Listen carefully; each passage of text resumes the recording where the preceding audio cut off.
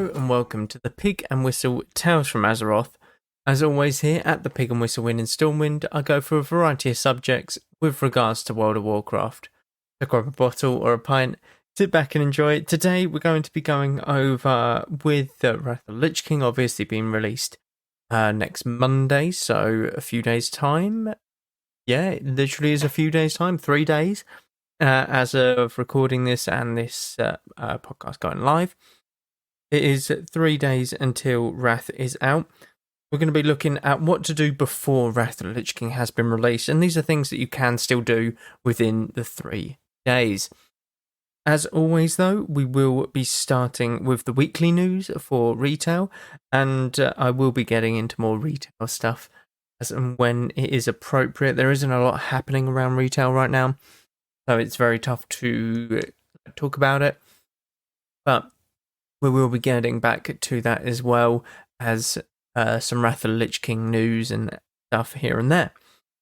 So, with the weekly news, we have Aronamonos, Morgeth, and Antros as your 3 world bosses.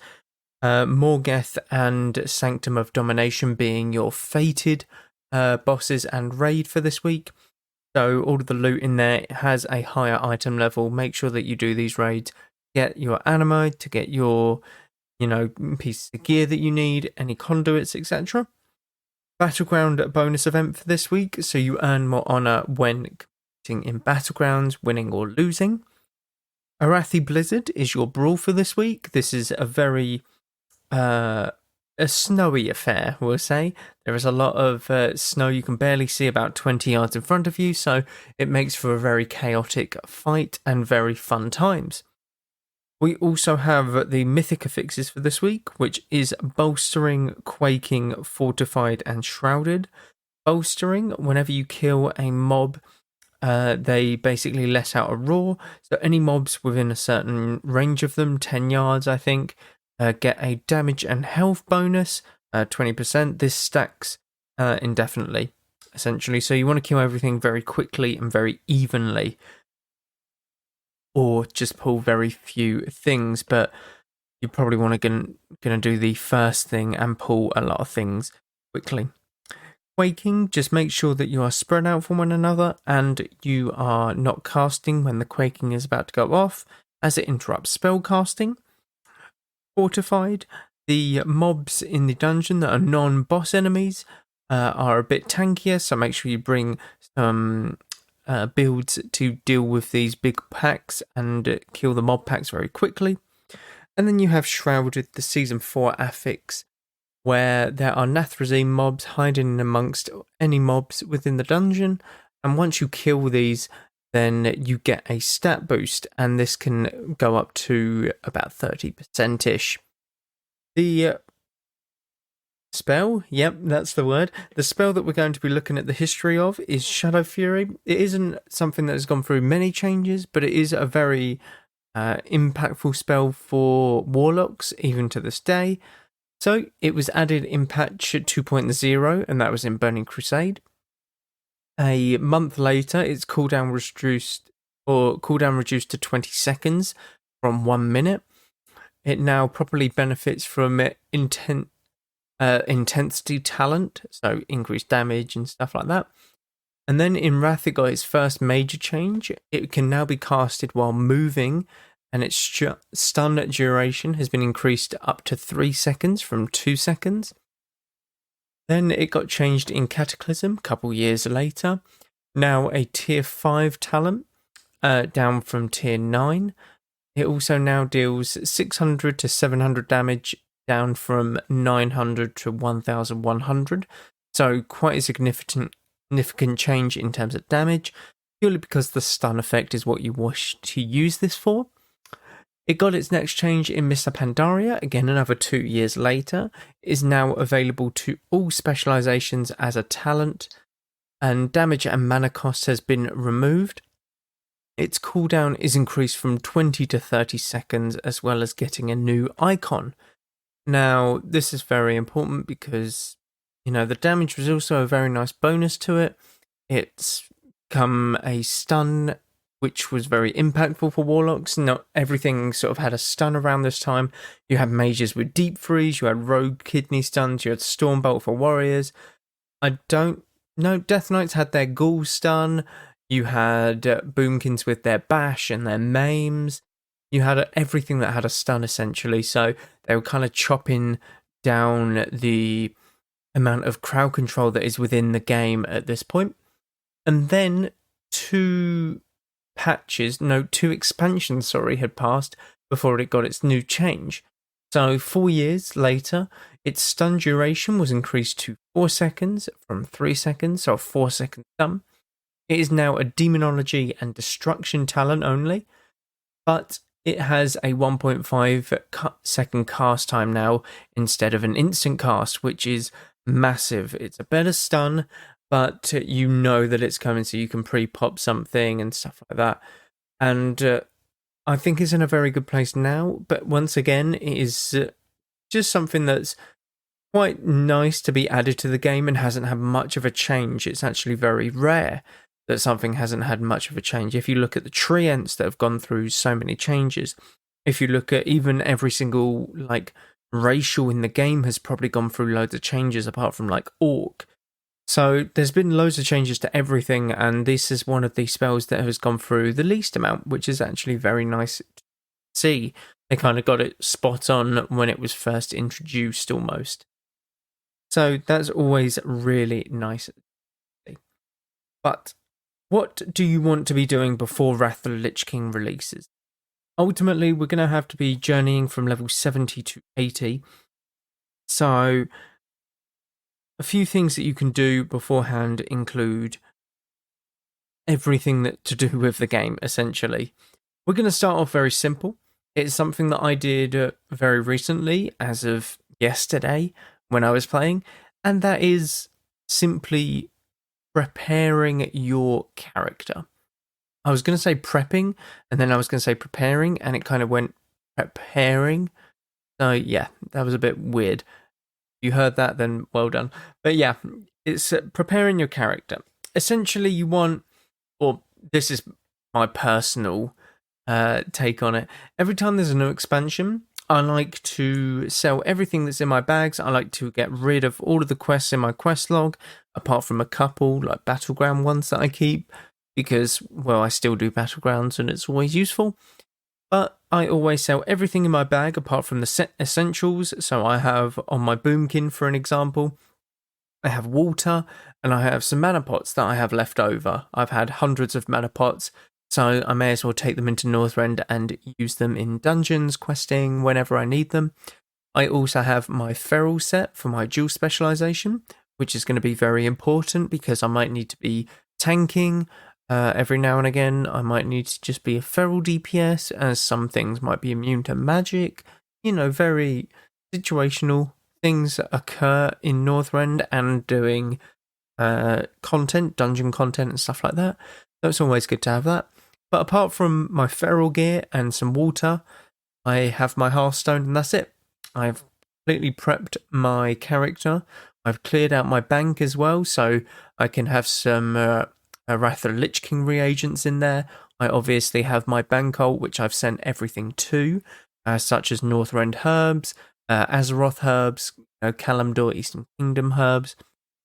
Absolutely everything has been sent to the bank ult, and I have done this for all of my characters. I've got how many 70s? I've got my boomkin, my mage, my hunter, my paladin, my shaman, my warrior now, and I believe there's one more. Can't quite remember. But about 6 or 7 level 70s, I've cleared all of their banks out, cleared their quest logs, got them completely cleaned and ready to go into this expansion. So this is something that I would recommend doing, getting your character prepped so that you're not running around while Northrend's, accessible, clearing your bank and, your bags and all of that stuff. It's very nice to just be able to log on and go straight to Northrend without having to do any of that sort of preparation. So, with that being said, you can obviously do other things such as professions. So professions right now are going to be very important. They become very, very important in Northrend, in Wrath of the Lich King, especially ones such as engineering. Alchemy is always going to be an important profession, as you need flasks, you need potions, you need elixirs constantly. But engineering is going to be one of the biggest game changers in Northrend. I have recently switched my druid over to engineering and sort of paid about 2,000 gold in order to get the materials that I need to get me up to scratch, which is a lot of gold. I will say that was not easy to come by. But with engineering, I'm going to be able to get Jeeves, which is a portable repair bot, as well as a bank. I'm going to be able to get a lot of engineering, gadgets, such as the Goblin Glider attachment on my cloak, rocket boots on my boots, goggles, so that I can, get a really good headpiece from the very start. You can get loads of enchants as well now from engineering, so engineering becomes very important in Wrath of the Lich King and possibly one of the best professions. So it is very much worth looking at getting it, especially if you do PvP as well. It's a very potent profession and it is very, very useful. But once again, you can just go with any sort of profession that you wish. Alchemy, or like I said, the elixirs, flasks and stuff. You can go for tailoring for the mounts, because you can get your flying carpets, you can get level 80 gear if you're a cloth wearer, such as a priest, warlock, mage. You can get a lot of stuff to utilize or to progress your character endgame when in Northrend, because I believe the cloth, you still get the daily cloths that you make in Northrend, so that's always going to be important. You're going to have a daily cooldown. So there is many, many different things to look at in terms of professions, and this includes gathering professions. If you have mining at like level 300, you want to be going around Outland right now and leveling up that mining so that when you get to the max level mining, you're ready to just instantly go to Northrend, get the master, artisan mining or whatever it's called, and then start leveling up there. And these materials that you get while mining, while herbing, will be very valuable just in terms of raw gold and in terms of their raw value, essentially, at the start of every expansion is insane.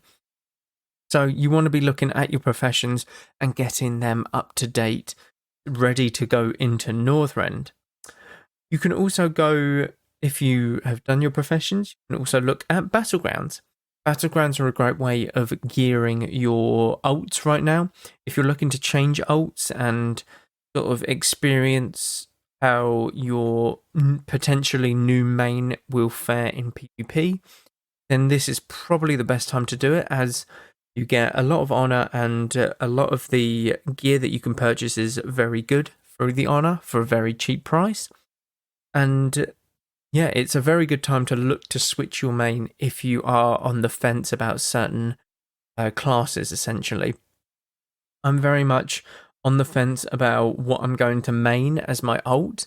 I know that my main is going to be a boomkin, but I don't know if I want to main or have my main ult as my mage. I might think that I want it as my shaman instead, because shaman is a very good caster class, and they get lava burst, they get hex going into Northrend, so they become very potent, very they haven't reached their full potential in Wrath yet, we'll just say that. It's a very good way of experimenting with the classes that you potentially might not have liked in TBC, but you might, find a connection with them in Wrath of the Lich King. So it's very good to hop into the battlegrounds and get a really good feel for the new sort of changes that have happened to each class. We also have raids. Now, with there being one lockout until the raids, or the start of Wrath of the Lich King, that's the word that I'm looking for, we only have one more sort of week to do raiding. This is raiding for Mount Highjow, Black Temple, Sunwell, Karazhan. What are the others? Serpent Shrine Cavern, and I believe that's it. Zolaman is a 3-day lockout, so you can technically do 2 in this time, I believe. But yeah, you essentially have 1 more week of raiding before Wrath of the Lich King is released. So it's a very good time, like I said. Try and pump damage on classes that you don't necessarily think that you would enjoy, but you might find that their playstyle is completely different now in Wrath of the Lich King, so you might actually find that you relate to this class quite a bit and you really enjoy it. So raiding is definitely a good way to get, a little bit of gear, especially if you're looking to do Karazhan, as you have the new boss where you can get the Arcanite Ripper, and this is a once-in-a-lifetime thing. It goes away at the start of Wrath of the Lich King, and it has the unique effect of obviously you playing a guitar from the Tauren chieftains in-game and stuff, so it's really cool, and it's something worth trying to get before it is gone forever. You can also test out your dual specializations for your mains. So for my Boomkin, I've already tested out my Feral dual specialization. I've got an entire Feral set, and it's very good to try tanking, to try Feral DPS. I have yet to try Feral DPS actually. I have tried Feral tanking, but Feral DPS gets a lot better when it hits max level because you have your Savage Roar, you have your AoE with your cat swipe and stuff like that, so you have a lot more potential at Feral DPS at max level. But I've had the experience of tanking, essentially, and I find that I do enjoy it. I just needed a bit more gear. I might enjoy healing as well, but you can play around with it with dual specialization. You can even have 2 of the same, specializations. So you can have 2 Boomkin, like you can have your Boomkin main spec and Boomkin as your off spec, but you just switch it up. You can have a PvP Boomkin and you can have a PvE Boomkin. It's one of them things, It's your dual spec to do what you want. It does cost 1k, but it is very worthwhile if you tend to switch out your talents very often, because eventually if you keep switching out your talents, you're obviously having to go back to a trainer, having to pay the retrain cost constantly, and that will always increase. You will eventually hit that 1k or above gold total, so it is worth that dual spec if you are someone who likes to switch it up constantly. Gold farming is also another thing that you could do before Wrath of the Lich King released. The main thing about gold farming is the fact that you want to use this time to make gold purely on the basis that when you hit level 80, you've already made the gold that you need to buy the flying in Northrend, but you can also buy flying for your alt characters in Northrend. You can buy a tome that allows them to fly at level 68 in Northrend, and you just send this over to the character. This costs about 1k gold, so it isn't cheap by all means, especially if you have multiple alts that you would like to level very quickly. Essentially, gold is always going to be a very important thing in WoW, but with regards to Wrath of the Lich King, it becomes easier to get gold, but at the same time you don't necessarily want to worry about it. So the more gold that you have going into Wrath of the Lich King, the less you have to worry about it at endgame when you're looking to do GDKP runs, or you're looking to buy, like I said, the tome to allow your alts to fly in Northrend, or even just to buy epic flying for your main character. It all costs gold. It all has its value in the game, such as materials, down to, buying stuff off of the innkeeper, like water and food. So it's not a bad time to do some gold farming going into Wrath of the Lich King, because once you've got your gold and you feel comfortable with the amount that you have, you can just freely level without having to worry or having that thought of, okay, I'm going to go broke if I buy this, so I'm going to have to save up a bit more, and that kind of thing. The last thing I would very much recommend doing before Wrath of the Lich King is mount farming.